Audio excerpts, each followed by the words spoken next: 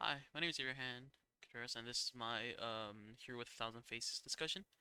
Um, Sorry if it's very late. I'll explain why in the end of the video. But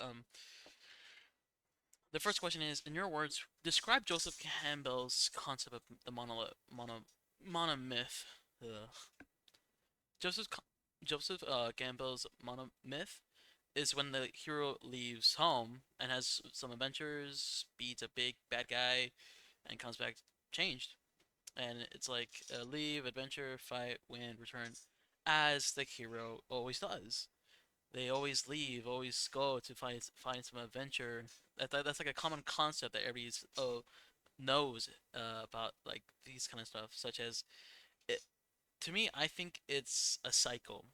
The cycle of the hero. It's a cool story with it ending being a sad one, such as Thesis for being kicked out after beating Minotaur. I don't think nobody knows that, but I do. Well, people probably know that, but still, that's just how the always the cycle for the hero is just leave home, trying to go for an adventure and to win.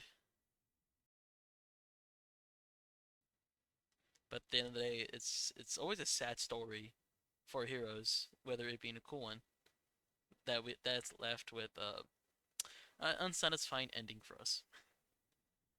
Switching number two. How did Campbell's define myth? Um, I put here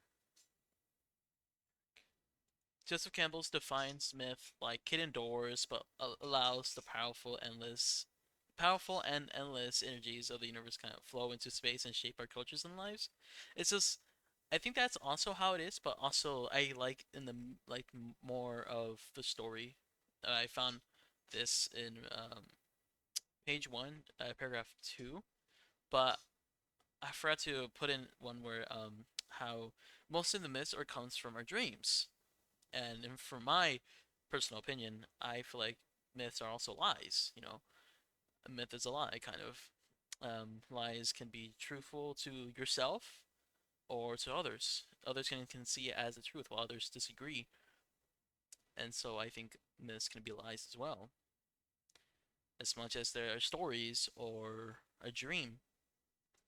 And that's what I like about myths, of they being either stories, dreams, ideas, and they can also be lies. I like that. I think that's one. Personally, I think that's one, but maybe someone else, one of our other peers, think that myths can also be considered a lie. Number three, explain the reason the symbols of mythology cannot be manufactured. The symbols of mythology can't just maybe made up. Like they come deep within us, inside of us, because like I said, they come from ideas.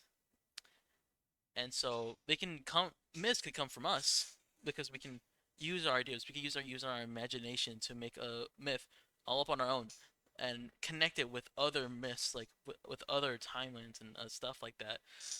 And they're part of like a shared human experiences and connects with everyone in a natural way.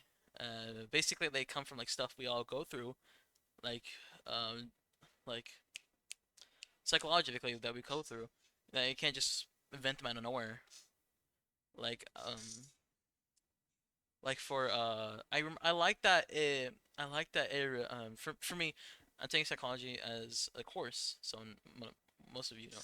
But psycholo that I like that I put reference to Sigmund Freud, uh reference of psychology, that how most of the things are about traumatic things happening to infants inf- uh infect infect their minds, their way how they affect their minds, the way how they think, or the way how they behave. Such as there's a paragraph, I forgot where I didn't put it. There were parts that I wouldn't put. There are paragraphs I forgot to make quotations, but it was basically saying like how, depending on the traumatic event, the the infinite will think of their being like that's the keyword, as dreamt, as being their mother's or father's lover.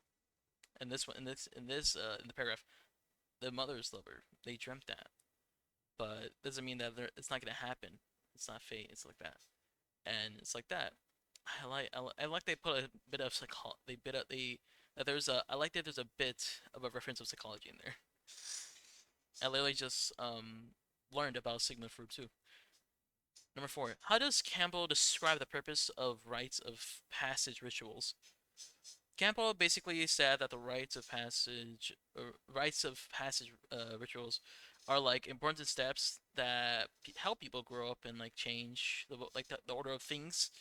They mark moving one part of life to another, usually with some challenges that make you look mature or it's like learn and mature, you know. And yeah, it's like a I wouldn't say calendar. It's more like a way of saying like, oh, it's it's predicting the future of you, you know. It's like a little it's like a what's that word?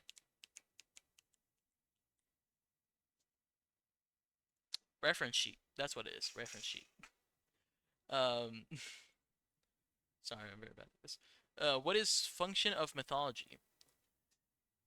This means that mythology helps us understand the world and our place in it. It connects us to like bigger pictures, explains some of the mysteries of life in a way that resonates deeply with us, that kind of comforts us for for our curious questions or our ideas that kind of reassure us of what we don't know or what that confuses us in a way that kind of just keeps with us. It stays with us. How does Campbell analyze the story of King Minos? Campbell uses the story of King Minos to show what happens when you don't honor the gods.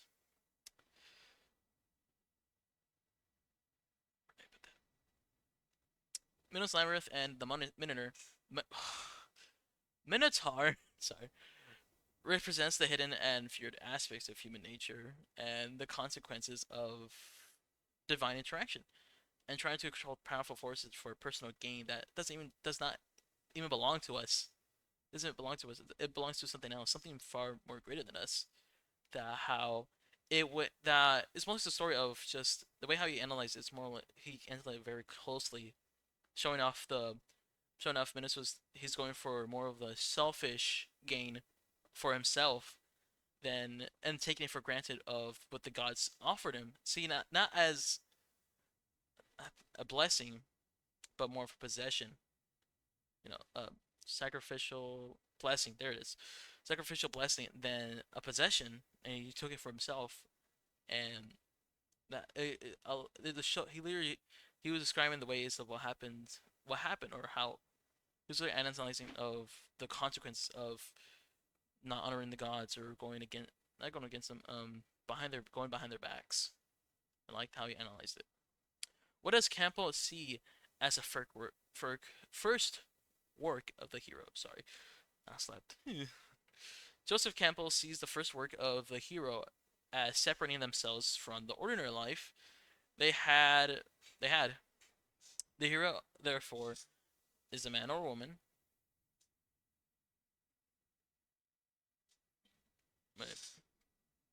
Oh, sorry, I'm reading from the quote. Whoopsies.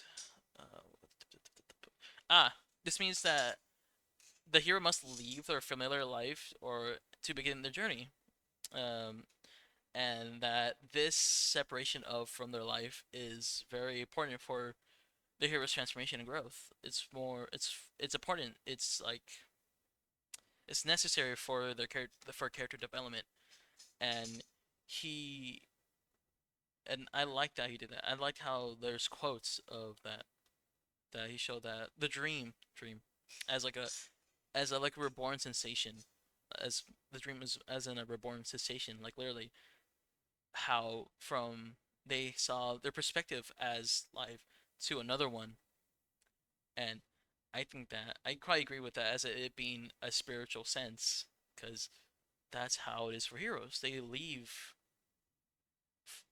their life, their family and stuff like that to go on a quest that does not that doesn't resonate with them as well. It's like it's bigger than them that they can't even sometimes they can't even understand it, but yet they still go on the venture. They want to experience this new life, this new sensation. most of the stuff I'm saying is not written. Sorry. I was like, probably I wrote this too small. Let me talk. Let me talk more. For why that I'm running this late is because, well, it's not much of a. I don't want it to be excused that I'm I'm very procrastinated, and I'm not taking this course seriously as much as it's an interest to me and that I need it for my credits. I I'm taking this way too easy, and how I see people around me, my friends, my peers taking it very seriously, and I'm sorry that I can't put my mindset into the serious sense. And I hope that my peers can be patient with me of me trying to get into the mindset of taking all this seriously because I guess I'm still not used to me being in college, that this is college and I have to keep going. So I hope my peers can be patient with me, and I hope I can still keep doing the best I can. Thank you.